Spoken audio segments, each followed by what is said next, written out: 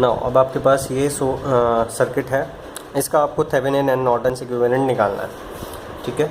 तो सबसे पहले मैं आपको RTH and RN which are same, ठीक है, दोनों एक ही बात है, सो वो निकाल के बताता हूँ।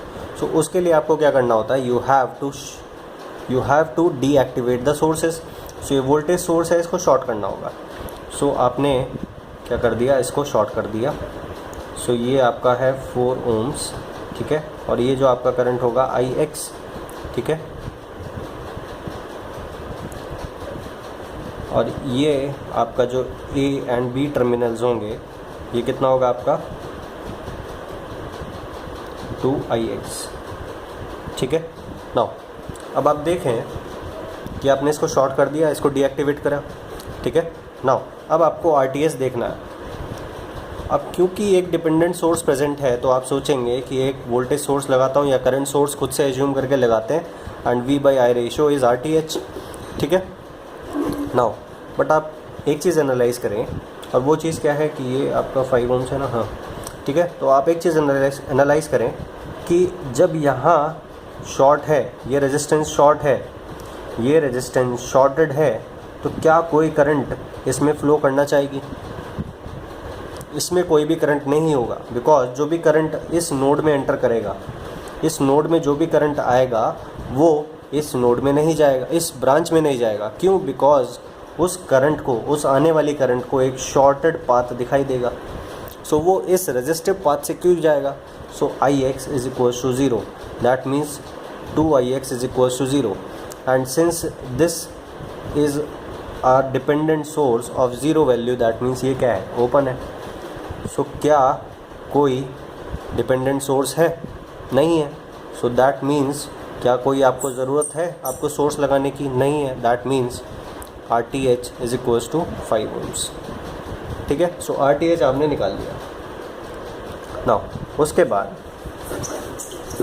अब आप देखें, सबसे पहले मैं आपको VTH निकालने के लिए बोलता हूँ। सो VOC आपको निकालना है, ठीक है। नाउ VOC किस तरह से निकालेंगे? ये पाथ कोई है ही नहीं, कंप्लीट पाथ है या नहीं है, सो यहाँ कोई करंट फ्लो नहीं करेगा, ठीक है। Now I want to track the current, मैं करंट को ट्रैक करना चाहता हूँ।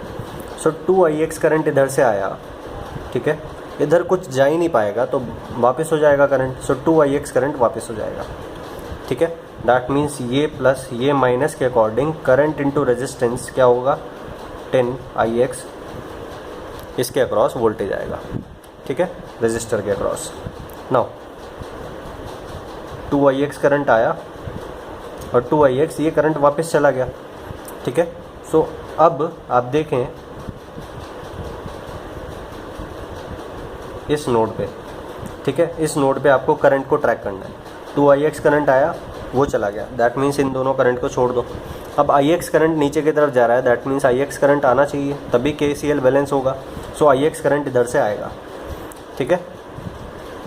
नाउ IX आप डायरेक्टली फाइंड आउट कर सकते हैं, कैसे? वो इस तरह से आप देखें कि ये प्लस माइनस 10 वोल्ट्स इसके अक्रॉस आएगा, that means IX is equals two plus 10 divided by 4, that means 2.5 amperes, ठीक है। सो 2.5 एम्पियर्स नीचे की तरफ फ्लो करेगा, ठीक है। सो यहाँ ये 5 एम्पियर होगा और ये 5 एम्पियर करंट इधर से जाएगी, और ये जो ड्रॉप होगा दैट इज़ 5 × 5 25, ठीक है। नाउ अब आप देखें, आपको VOC चाहिए। VOC आप किस तरह से निकालेंगे?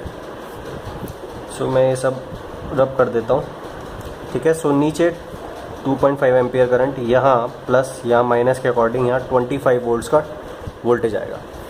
सो अब क्योंकि मेरे को वोल्टेज चाहिए, ये वोल्टेज पोटेंशियल डिफरेंस चाहिए, सो मैं यहाँ 0 एज्यूम कर लेता हूँ, ठीक है। क्योंकि मेरे को पोटेंशियल डिफरेंस चाहिए, इसलिए मैं खुद से एक रेफरेंस ले लेता हूँ। सो मैंने यहाँ 0 ले लिया।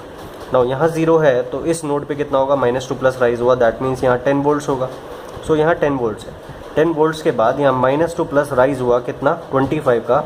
सो 10 में 25 का राइज हुआ, दैट मीन्स यहाँ 35 वोल्ट्स होगा। सो इस नोड पे दैट मीन्स प्लस वाली नोड पे 35 है एंड माइनस वाली नोड पे 0 वोल्ट्स है, that means VOC is equals to V plus minus V minus V plus कितना है आपका 35 volts and V minus is your reference, so VOC is 35 volts. ठीक है ना। अब मैं आपको करंट बताना चाहता हूँ। ठीक है, सो आपने क्या देखा, VTH is equals to 35 volts, RTH is equals to 5 ohms. That means IN कितना आना चाहिए, V/R, that means 35 divided by 5, that means 7 amperes IN आना चाहिए। सो देखते हैं किस तरह से आएगा। ठीक है,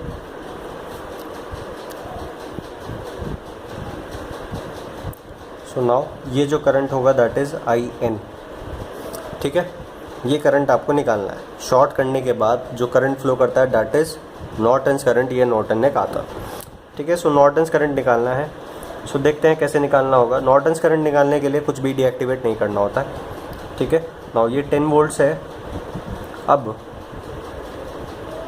ध्यान रखना, या तो आप करंट को ट्रैक करो या फिर वोल्टेज को ट्रैक करो। ठीक है, सो अब ध्यान रखना, अगर मैं किस तरह से करता हूँ कि ये 10 वोल्ट्स इसके अक्रॉस आया। ठीक है, दैट मीन्स मैं वोल्टेज की तरफ ध्यान देने लग गया। अगर मैं ट्रैकिंग ऑफ करंट्स देखना चाहता हूँ, ट्रैकिंग ऑफ करंट्स, ठीक है, सो मुझे वोल्टेज की तरफ ध्यान नहीं देना। अगर मैं ट्रैक करता हूँ करंट को, सपोज ये, और मैं करंट को ट्रैक करता हूँ और मैं वोल्टेज सोर्स भी देखने लगता हूँ। सो 10 वोल्ट्स इसके अक्रॉस है, that means IX is equals to 2.5 amperes. तो ये कितना होगा, 5 एम्पियर्स। ठीक है, ना ये जो 5 एम्पियर्स है ये इधर से आया। ठीक है, और जो सबसे ब्लंडर मिस्टेक होगा वो ये होगा कि आप सोचेंगे कि ये शॉर्टेड पाथ है तो सारा करंट यहाँ 5 एम्पियर में से निकल जाएगा and IN is equals to 5 amperes. ये सबसे ब्लंडर मिस्टेक है जो लोग करते हैं। सो हमेशा ध्यान रखना कि शॉर्ट सर्किट का क्या हुआ। अगर यहाँ से 5 एम्पियर करंट आया, ठीक है, करंट शॉर्ट सर्किट में कब बाईपास करेगा ये ध्यान रखना।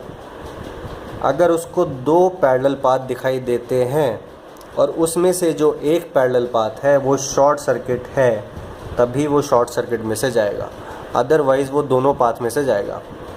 ये मत सोचना कि ये पाथ शॉर्ट सर्किट पाथ है। क्यों है भाई, क्यों है ये पाथ शॉर्ट सर्किट? ये यहाँ से यहाँ तक ही तो शॉर्ट है।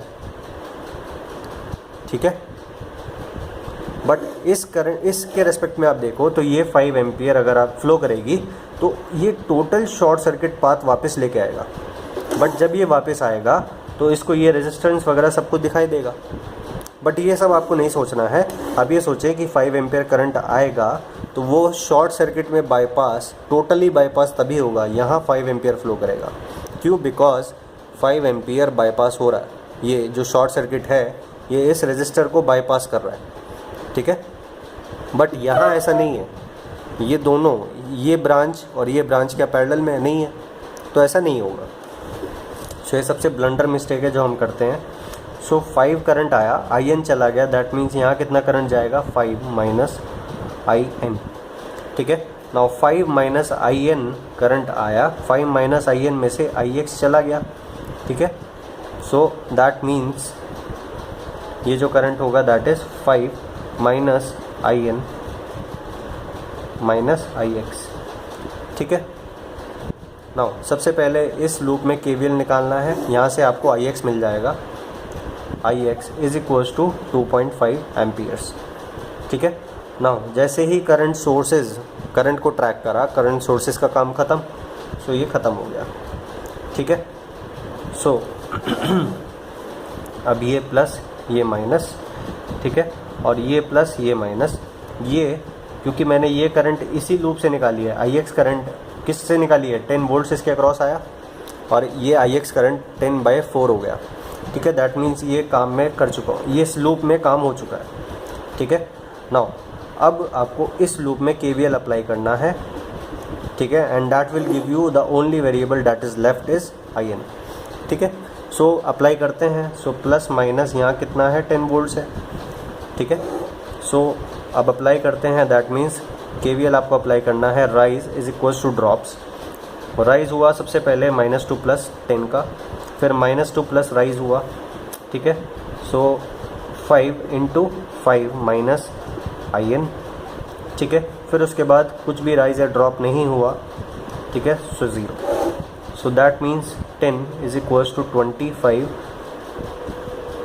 10 + 25 minus 5in is equals to 0, ठीक है।